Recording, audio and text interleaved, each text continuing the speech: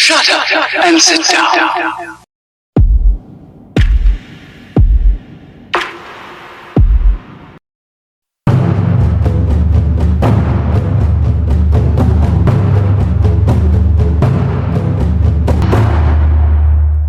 Hai fellas, dengan Vel di sini. Kali ini gue akan bahas cold case atau kasus dingin yang kasusnya sendiri diangkat ke serial dokumenter Netflix berjudul The Keepers. Langsung aja yuk kita bahas kasus Catherine Chesnick.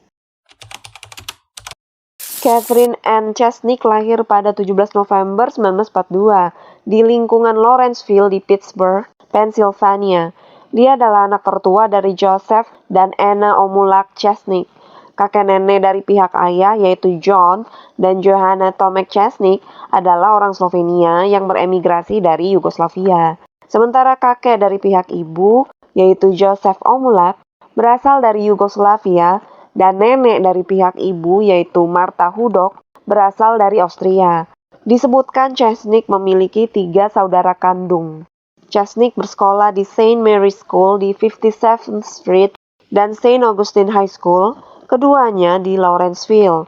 Dia menjadi siswa terbaik pada wisuda kelas SMA-nya tahun 1960 setelah sebelumnya menjadi May Queen dan ketua kelas senior serta dewan siswa. Dia bergabung dengan sekolah suster Notre Dame ketika dia berusia 18 tahun. Pada malam tanggal 7 November 1969, Suster Catherine Chesnick meninggalkan apartemennya menuju ke pusat perbelanjaan Edmondson sekitar pukul 19.30 malam. Sejauh yang diketahui oleh teman sekamarnya, Suster Helen Russell Phillips, dia pergi membeli hadiah pertunangan untuk saudara perempuannya. Pertama, Chesnick mampir ke Bank Catonsville dan menguangkan cek sebesar $255 sebagai uang gajinya. Setelah itu, dia mengunjungi toko roti Hack Company di Edmondson, tetapi tidak ada yang benar-benar tahu persis apa yang terjadi pada Chesnick setelah mengunjungi toko roti tersebut. Bahkan penjaga toko tidak bisa memastikan bahwa Chesnick mampir ke sana pada malam itu. Saat pagi tiba, Catherine Chesnick masih belum kembali ke apartemen, dan teman sekamarnya menjadi sangat khawatir. Helen Russell Phillips kemudian meminta bantuan teman-temannya, Pastor Peter McKeown dan Gary Coop. Mereka mengunjungi polisi setempat, melaporkan bahwa Suster Chesnick hilang. Pastor Peter McKeown bersama Suster Helen Phillips dan Gerard Coop menemukan mobil Suster Chesnick tidak terkunci sekitar pukul 4.40 pagi setelah dia menghilang. Mobil Maverick 1970 hijau ditemukan terparkir di dekat apartemennya. Tetangga melaporkan telah melihat mobil yang diparkir di sana sejak pukul 10.30 malam. Di dalam mobil, terdapat kotak berisi roti berada di kursi depan bersama dengan beberapa daun dan ranting. Beberapa ranting tersangkut di antena radio, sementara ranting lain ditemukan menempel di lampu sein dengan seutas benang berwarna kuning tersangkut di atasnya. Semuanya menimbulkan banyak pertanyaan. Mobil itu terparkir hanya berjarak 1 blok dari apartemennya dan tidak ada tanda-tanda kekerasan. Suster Chesnick mungkin pergi ke suatu hutan atau taman. Pencarian segera dimulai.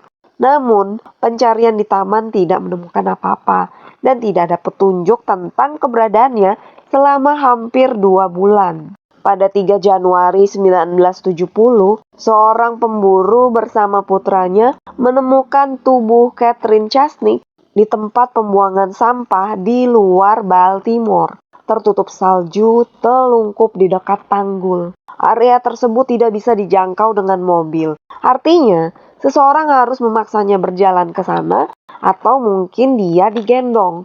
Hasil autopsi menyebutkan Chesnick mengalami pecah pembuluh darah di otak yang disebabkan pukulan benda tumpul. Gary Coop adalah orang pertama yang diduga sebagai tersangka karena dia mempunyai riwayat romantis dengan Chesnick sebelum kematiannya.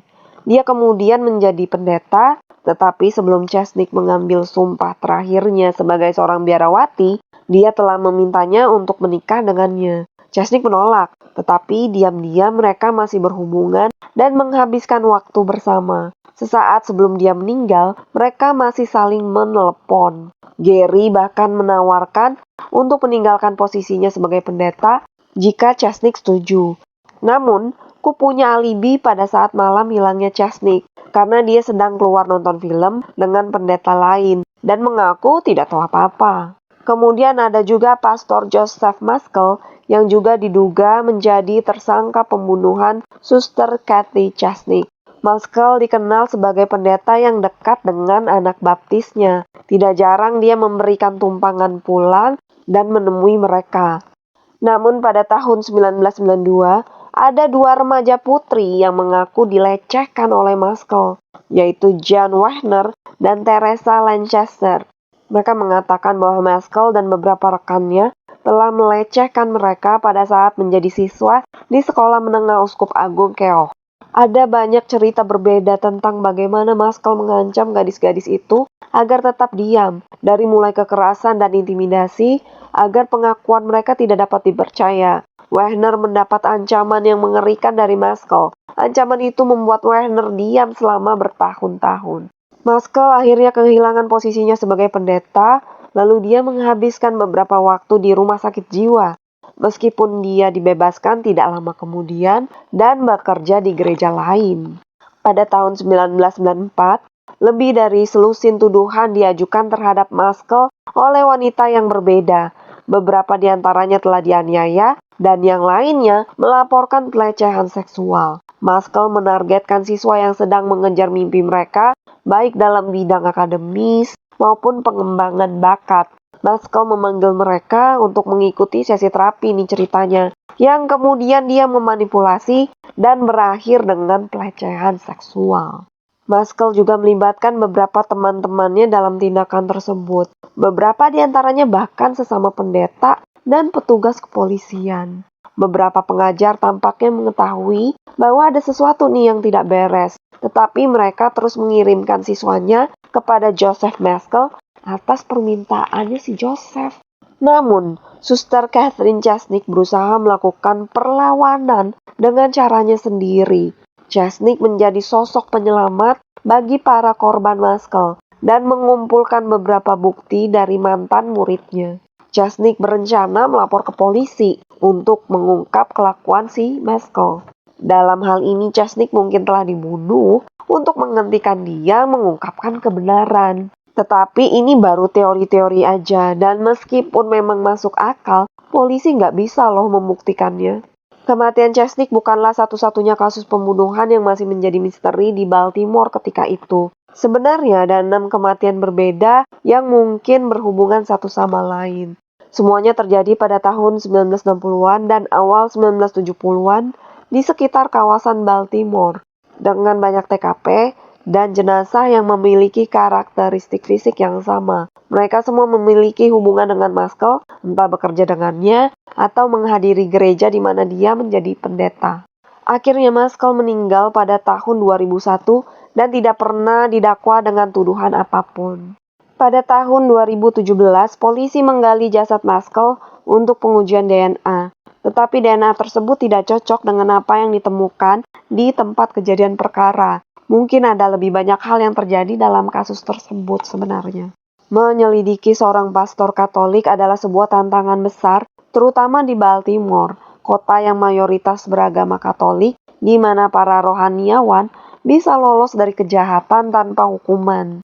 Gereja Katolik tampaknya tahu bagaimana membersihkan kekacauannya, meskipun skandal yang sama bisa terungkap di Boston yang menimbulkan kekhawatiran di seluruh dunia.